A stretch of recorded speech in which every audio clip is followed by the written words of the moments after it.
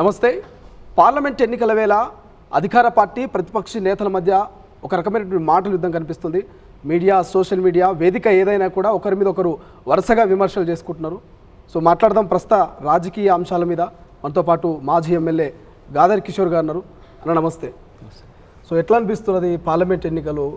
BRS party ప్రజలకు ఎట్లా పోతున్నది? ప్రధానంగా మీ భువనగిరికి సంబంధించి కూడా ఎట్లా ఉన్నారు? ఇప్పటికే మీ అభ్యర్థిని ప్రకటించారు, ప్రజల్లో తిరుగుతూ ఉన్నాడు. ఎట్లా ఉంది ప్రచారం అక్కడ? ఎన్నికల్లాగానే ఉంటే రాజకీయం లాగానే ఉంటుంది.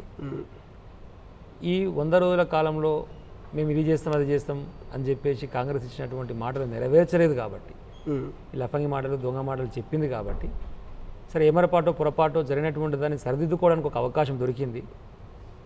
దాన్ని గమనంలోకి తీసుకొని ప్రజలందరూ కూడా ఈసారి బీఆర్ఎస్ పార్టీకి అవకాశం ఇచ్చి పార్లమెంట్లో మన యొక్క వాదాన్ని గల్లాన్ని వినిపించడం కోసం అవకాశం ఇస్తే కనుక మళ్ళీ ఈ రాష్ట్రంలో కూడా ప్రధాన ప్రతిపక్ష పాత్ర పోషించడానికి ఇప్పటికే సిద్ధంగా ఉండి మన జరిగిన అసెంబ్లీలో కూడా అద్భుతంగా మా వాళ్ళు కొట్టాడారు కాబట్టి అది కొనసాగుతుంది. ఏదైతే 420 రేవంత్ రెడ్డి 420 హామీలు ఇచ్చిండో ఆ హామీలన్నీ కూడా నెరవేర్చినాక వాళ్ళు ఎంటబడడం కోసం మాకు కూడా ఒక బలం చేకూరుతున్నటువంటి విషయాన్ని ప్రజల మధ్యకి తీసుకుపోతా ఉన్నాం. భువనగిరి నియోజకవర్గంలో కూడా పోయినసారి కాంగ్రెస్ గెలిచింది, అంతకంటే ముందు బీఆర్ఎస్ పార్టీ గెలిచింది. ఈసారి కూడా పూర్తి స్థాయిలో బీఆర్ఎస్ పార్టీ గెలవడానికి అవకాశాలు కనపడతా ఉన్నాయి. ఓకే, పోయినసారి ఏముండే అంటే మేము ఎమ్మెల్యేలు ఎక్కువ మంది గెలిచినా అనుకోకుండా కాంగ్రెస్ పార్టీ గెలిచింది. ఇప్పుడు కాంగ్రెస్ పార్టీ ఎమ్మెల్యేలు ఎక్కువ మంది గెలిచినప్పటికీ ఎంపీగా బీఆర్ఎస్ పార్టీ క్యామ మల్లేష్ గారు గెలిచేటువంటి అవకాశమే ఎక్కువగా కనపడతా ఉంది. ఉమ్మడి నల్గొండకు సంబంధించిన భువనగిరి జిల్లాలకు సంబంధించి రెడ్డిలది ఎక్కువ ఆ యొక్క ఇంపాక్ట్ ఉంటుంది అంటారు. ఇప్పుడు రెడ్డి బిడ్డను చామల కిరణ్ను అక్కడ అభ్యర్థిగా పెట్టిర్రు. సో తట్టుకుంటాడా బీసీ బిడ్డ రెడ్డి బిడ్డ మీద? అంటే అక్కడ కులాల పేరుతోని మతాల పేరుతోని రాజకీయం చేసేటువంటి పరిస్థితులు కొన్ని పార్టీలకు ఉంటాయి. కానీ భువనగిరి ప్రాంతం అంతా కూడా మా దగ్గర తుంగతుర్తి కానీ ఈవెన్ ఇక్కడ ఇబ్రాహీంపట్నం జనగాం అన్నీ కూడా బాగా కమ్యూనిస్టు ప్రభావిత ప్రాంతాలు, తెలంగాణ సాయుధ పోరాటానికి ఊపిరిలున్నటువంటి ప్రాంతాలు. ఆ ప్రాంతాలల్లో బాగా చైతన్యం ఉంటుంది. అక్కడ ఈ కులాల పేరుతోని మతాల పేరుతో రాజకీయాలు అనేటువంటి దాన్ని పెద్దగా హర్షించేటువంటి పరిస్థితి ఉండదు. చేయొచ్చు రాజకీయంగా ఆడుకున్నటువంటి సందర్భంగా పోయిన కాడ ఒకసారి ముదిరాజు ముచ్చట చెప్తారు, ఒకడ యాదవ్ ముచ్చట చెప్తారు, ఒకడ ఆ ముచ్చట చెప్తారు. అదే కనుక వాస్తవం అయితే కులాల పేరుతోనే మొత్తం ఓట్లు కనుక వచ్చేటువంటి పరిస్థితి కనుక ఉంటే మరి 3 రిజర్వేషన్ స్థానాలు ఉంటే కూడా ఒకటి కూడా మాదిగలకి ఇవ్వలేదు కాంగ్రెస్ పార్టీ, ఒకటి కూడా యాదవ్కి ఇవ్వలేదు, ఒకటి కూడా గౌడ్కి ఇవ్వలేదు. మరి ప్రధానమైన కమ్యూనిటీస్ ఏవన్నీ మరి వీళ్ళెవరు ఓటు అయిపోతే ఒక సీట్ కూడా కాంగ్రెస్కి రావద్దు కదా, మీరు చెప్పిన లాజికే కనుక కరెక్ట్ అయితే. బట్ ఆ పరిస్థితి ఏమి ఉండదు. 2014 నుంచి 18 దాకా ఉన్నది కూడా మరి బీసీ బిడ్డనే కదా, అప్పుడు బీఆర్ఎస్ పార్టీ నుంచి గెలిచిన ఆయన. కాబట్టి అవి పరిగణలోకి రావు. ఇంకోటి ఇప్పుడు ఇచ్చినటువంటి అభ్యర్థి కూడా పెద్దగా తెలిసినటువంటి వ్యక్తి కూడా కాదు. ఆయన మీద కూడా ఏదో రాహుల్ గాంధీ సంతకం ఫోర్జరీ చేసిండు, అప్పుడు ఆయన పార్టీకి వెళ్ళి సస్పెండ్ చేసిరు. సరే సస్పెండ్ కాదు, అదేంది ఎక్స్పెల్ చేసిరు, బహిష్కరించారు అనేటువంటి ఆరోపణలు కూడా ఉన్నాయి. మరి అటువంటి ఆయన తీసుకొచ్చి ఇలా నెత్తి మీద రుదితే భువనగిరి ప్రజలు కూడా మరి తెలియకలు కాబట్టి ఆయన్ని తిరస్కరిస్తారని మేము అనుకుంటున్నాం. ముఖ్యమంత్రికి అత్యంత సన్నిహితుడు, దగ్గర వ్యక్తి అంటున్నారు. సో కష్టపడి టికెట్ అయితే సాధించిండు. సో ఇంపాక్ట్ ఉంటుందా ముఖ్యమంత్రికి? దగ్గర వ్యక్తి కదా, అట్లా ఓట్లు బ్యాగ్ కావచ్చు, అటు రెడ్డికి సంబంధించి కోమటిరెడ్డి బ్రదర్స్ సపోర్ట్ ఉన్నదని 2 అంశాలు ప్రధానంగా ఉంటాయి. రేవంత్ రెడ్డి ప్రాతినిధ్యం వహించిన మల్కాజ్గిరి వాడి కింద మీద మరి పొరలాడినా అది గెలిచే పరిస్థితి లేదు. ఓకే, కాంగ్రెస్ ఆయన సొంత నియోజకవర్గం ఏదైతే ఉన్నదో కొడంగల్ మహబూబ్నగర్లో గెలిచే పరిస్థితి లేదు. అది 2 ఓడిపోతుంటే ఇంకా సొంతంగా ఉండి ఆయన ప్రాతినిధ్యం వహించక కానీ ఓడిపోతుంటే సన్నిహితుడు కాబట్టి ఉంటుందా ఏమైనా ప్రభావం అంటే ఏముంటుంది? Simple logic. కాబట్టి అవి ఏమి ఉండవు ప్రజలకు. ముఖ్యమంత్రికి సన్నిహిత మాత్రాన ఓట్లు రావు కదా. మాకు కావాల్సిన నీళ్లు మాకు వస్తే ఇస్తాం. తుంగతుర్తిలో 20,000 ఎకరాలు ఎండిపోయినాయి. దేనికి వేయాలి కాంగ్రెస్ పార్టీకి ఓటు? 20,000 ఎకరాలు ఎండిపోయినందుకు వేయాలన్నా? మిషన్ భగీరథ రావట్లేదు దానికి వేయాలన్నా? కరెంట్ రావట్లేదు దానికి వేయాలన్నా? నువ్వేం బాగు చేసినావో చెప్పు. కేసీఆర్ గారు కంటే ఏం బెటర్గా చేస్తావో చెప్పు.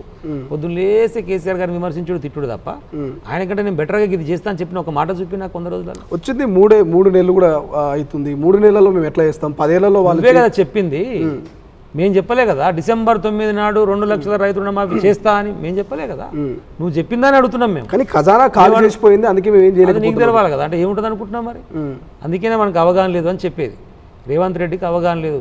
3వ ఎమ్మెల్యే పాపం 3వ ఎమ్మెల్యే అయ్యిండు. అంతకుముందుకు ఎన్నడూ కూడా అడ్మినిస్ట్రేషన్ సైడ్ లేడు. ఓకే, అసలు బడ్జెట్ ఏముంటుంది, బడ్జెట్ ఎట్లా వస్తుంది, ఏ డిపార్ట్మెంట్ ఏముంటుందని కనీస అవగాహన లేక అంటే ఉత్తగానే ఉంటుంది.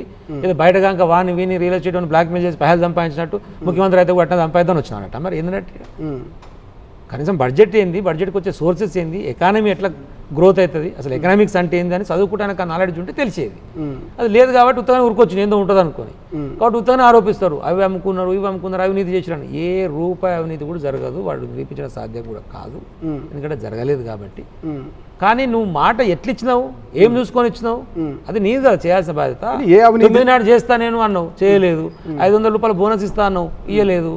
అది 4000 చేస్తా అన్నావు, పింఛను, చేయలేదు. అవి వాడి గురించి అడుగుతున్నాం మేము అంతకు కానీ ఏ అవినీతి జరగకపోతే ఏమి జరగకపోతే ఎందుకు బీఆర్ఎస్ను ప్రజలు తిరస్కరించారు గత ఎన్నికలు? బీఆర్ఎస్ని ప్రజలు తిరస్కరిస్తానికి అవినీతి కారణం అని చెప్పి మీరు అంటురా?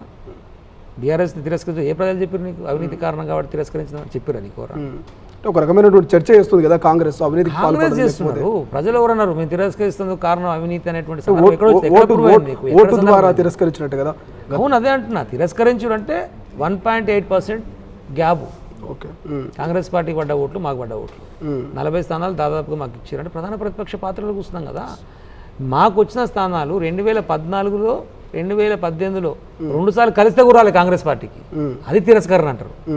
14 వచ్చిన స్థానాలు 18 వచ్చిన స్థానాలు కలిపితే కూడా ఇప్పుడు మాకు వచ్చిన స్థానాల కంటే తక్కువ, కాబట్టి అది తిరస్కరణ. మాది తిరస్కరణ. ప్రధాన ప్రతిపక్ష పాత్ర పోషిస్తుంది మంచి అవకాశం ఇచ్చారు. కానీ ఈ ప్రతిపక్ష హోదా కూడా బీఆర్ఎస్ ఉండకపోవచ్చు అంటున్నారు. నిజంగా మీకు అనిపిస్తుంది? 100% ఉంటుంది, దానికి అనుమానం ఉండదు. కానీ మనకు తెలియక మాట్లాడతారు. కానీ వెనక వరుసగా ప్రజలు ఇచ్చినటువంటి సందర్భం ఏంటంటే, అక్కడ జరిగినటువంటి పరిస్థితి ఏంటంటే, అబద్ధాలు చెప్పినటువంటి మాటలను నమ్మిరు. అవినీతి కారణం కాదు అక్కడ. ఓకే. వీళ్ళు లంగ దొంగ ఇష్టం వచ్చినట్టు 9 నాడు రుణమాఫీ చేస్తా, 500 ఇస్తా, 4000 ఇస్తా, 2500 ఇస్తా, ఉచిత విద్యుత్ ఇస్తా, ఇది ఇస్తా, అది ఇస్తా అనేసరికి ఇప్పటివరకు బెటర్ అయిపోయినటువంటి వాళ్ళు వీటనే ఉంటాయి.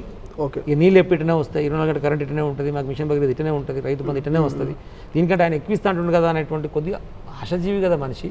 నిజమేనేమో ఇంకా బెటర్ చేస్తామని చెప్పి వాళ్ళు అబద్ధపు మాటలను నమ్మడం వల్ల ఈ చర్యలు వచ్చినాయి తప్ప దానికి బీఆర్ఎస్ పార్టీ ఇంకో కారణాల వల్ల వచ్చినటువంటిది అబద్ధం.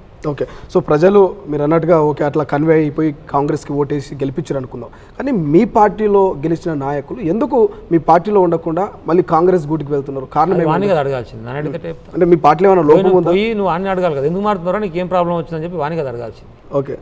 మా పార్టీ లోపం ఉంటే ముందే పోవాలి కదా, మరి 10 ఏళ్ళు ఎందుకున్నావు మాయమట్టి? ఒకవేళ మా పార్టీ లోపం ఉన్నది నువ్వు అన్నట్టుగా కనుక వాస్తవం అయితే కనుక 10 ఏళ్ళు మాతో ఉండొద్దు కదా, అప్పుడే పోవాలి కదా. ఓకే. అంటే దీంట్లో ఏమర్థమవుతుంది మీకు? వాళ్ళ స్వార్థ ప్రయోజనాల కోసం, వాళ్ళ అవసరాల కోసం, అధికార దాహం కోసం, పైసల కోసం రాజకీయ వ్యభిచారం చేస్తున్నటువంటి వ్యక్తులు వాళ్ళు అనేది అర్థమవుతుంది.